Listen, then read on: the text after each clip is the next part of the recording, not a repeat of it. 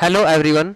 हरियाणा विद्यालय शिक्षा बोर्ड की तरफ से जो स्टूडेंट 10वीं और 12वीं के लिए फ्रेश फॉर्म भरना चाहते हैं भाई, वो ऑनलाइन फॉर्म भरने से पहले तो कुछ यहाँ पे थोड़ी सी इंस्ट्रक्शन है जो उनको याद रखनी है, क्योंकि अगर आपने वो थोड़ी सी भी गलती कर दी तो आपका जो फॉर्म है, आपने फॉर्म भरा है, उसका रोल नंबर नहीं आएगा।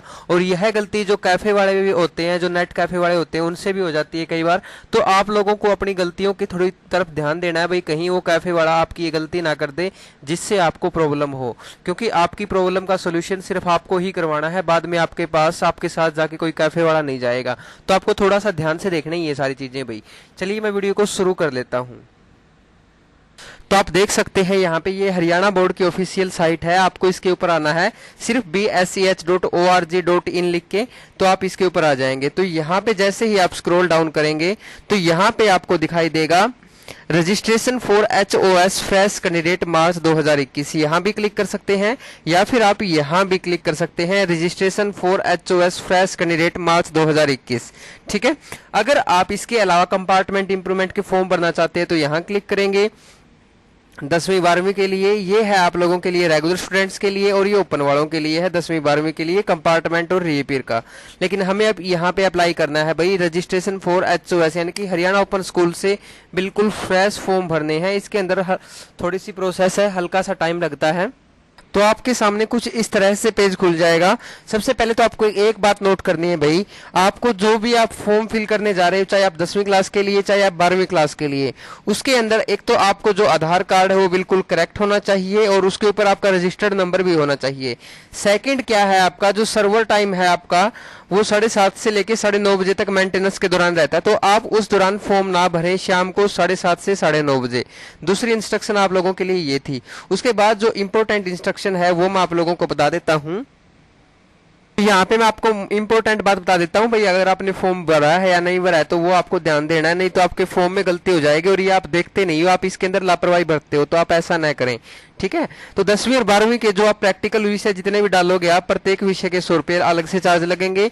अगर आपको एडिशनल सब्जेक्ट लेना है तो उसके लिए आपको 200 रुपये अलग से देने पड़ेंगे। सबसे पहली बात क्या है भाई, आपको जो भी ऑनलाइन फॉर्म भर रहे हो आप, उसके अंदर आपको अपना नाम, ठीक है, और अपना फादर नेम, एक तो सारी चीजें ये आपको अच्छे से चेक करनी है। और दूसरी सबसे बड़ी बात, आप जो मोबाइल नंबर देने वाले हो वो मोबाइल नंबर आपके खुद के घर का होना चाहिए, ताकि आप लोग जो भी मोबाइल नंबर दे रहे हो उसके ऊपर आपको मैसेज मिल सके, यूजर आईडी मिल सके, पासवर्ड मिल सके और SMS में अपने बोर्ड की जानकारी मिल सके। ठीक है। दूसरी बात, उसके बाद क्या करना है आपको, जो यूजर आईडी और पासवर्ड है उसको आपको संभाल के रखना है। और आप जो भी फॉर्म की फीस कट करते हो, कई बार वो फीस कटती नहीं है, फेल्ड हो जाती है और आपके अकाउंट में वापस आ जाती है 1 वीक के बाद या कुछ टाइम के बाद, तो जिससे आपका फॉर्म अनकंप्लीट रह जाता है। तो आपको ये गलती बिल्कुल भी नहीं करनी, क्योंकि आपका फॉर्म फिलअप कंप्लीट हो जाएगा, फीस कट जाएगी, तभी आपकी हार्ड कॉपी निकलेगी, और उसके बिना तो आपकी हार्ड कॉपी निकलेगी भी नहीं। तो ये भी आपको थोड़ा सा ध्यान रखना है। तीसरी बात क्या, आप जो फोटो लगाओगे और सिग्नेचर लगाओगे तो फोटो आपका बिल्कुल नया होना चाहिए, स्कैन किया हुआ वो फोटो होना चाहिए। ऐसे फोटो को खींच के मत वो करना, स्कैन करना फोटो को, और उसका जो साइज है 50 से लेके 80 KB के बीच में होना चाहिए। अगर आपको फोटो अपलोड नहीं करना आता और ये आपके सिग्नेचर जो है उनको कैसे साइज बनाया जाता है, तो वो मैं आपको एक अलग से वीडियो बना के बता दूंगा। ठीक है। तो अगर आप कमेंट करना चाहो तो उसके अकॉर्डिंग ही बना पाऊंगा भाई मैं, क्योंकि आपकी अगर इच्छा है तो तभी वीडियो अपलोड कर देंगे उसके बारे में। चौथी चीज है, अगर आपको 10वीं या 12वीं के अंदर एडमिशन लेना है, तो 10वीं में अगर एडमिशन लेना है उसके लिए तो आपके पास जन्म प्रमाण पत्र होना चाहिए या फिर स्कूल छोड़ने का प्रमाण पत्र होना चाहिए। ये दोनों भी नहीं है तो फिर आपके पास अस्पताल से, जो भी आपका कोई भी सरकारी अस्पताल है जहां पर जन्म तिथि संबंधी प्रमाण पत्र जो संबंधित सक्षम अधिकारी है उसके द्वारा हस्ताक्षरित होना चाहिए। ठीक है। तो ये 3 चीजें आपके पास, इनमें से कोई ना कोई जरूर होनी चाहिए। तो ये 10वीं के लिए है, इसके बिना आपका पंजीकरण जो है कैंसिल कर दिया जाएगा। इसके अलावा 12वीं के अगर आप अपलोड करना चाहते हो तो 12वीं के लिए दो जरूरी बातें हैं। पहली जरूरी बात तो आपके पास किसी भी बोर्ड से 10वीं होनी चाहिए, ठीक है, या फिर 11वीं का स्कूल छोड़ने का प्रमाण पत्र होना चाहिए आप लोगों के पास। वो भी आप लोगों के पास क्या होना चाहिए, बिल्कुल आपका जो उसके ऊपर कंप्लीटली जो सीरियल नंबर है वो भी आपका होना चाहिए, मार्क होना चाहिए, सारा का सारा रजिस्टर्ड किसी भी आपका जो भी इंस्टीट्यूट है उससे होना चाहिए।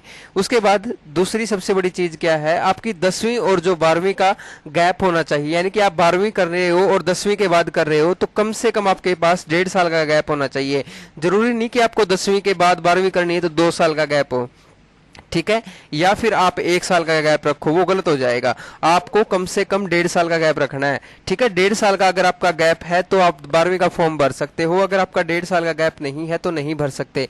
यानी कि आपके पास अब जो 10वीं है वो 10वीं सितंबर 2019 में होनी चाहिए या इससे पहले की होनी चाहिए। सितंबर 2019 के बाद किसी की 10वीं हुई है, सितंबर 2019, ठीक है। अगर किसी की सितंबर 2019 के बाद 10वीं हुई है तो वो फॉर्म 12वीं के लिए नहीं भर सकता। याद रखनी है ये बात भी आप लोगों को, ठीक है। अब ये सारी की सारी चीजें, आपको गलतियां जो भी आपके थोड़ी बहुत अगर कोई भी गलती हो जाती है तो आप उसको डाक के माध्यम से पहले ही ठीक करवा ले, रोल नंबर से पहले। नहीं तो फिर आपको क्या होगा, डाक के द्वारा जैसे आप अगर पहले भेज देते हो तो आपकी वो गलती जल्दी आपकी ठीक हो जाती है, लेकिन डॉक्यूमेंट आपको कंप्लीट भेजने होते हैं, ठीक है। अगर इसके अलावा आपकी बाद में गलती ठीक करवाओगे तो फिर डीएमसी का अलग से चार्ज लगेगा, जिसकी प्रॉब्लम आपको बाद में ज्यादा आएगी।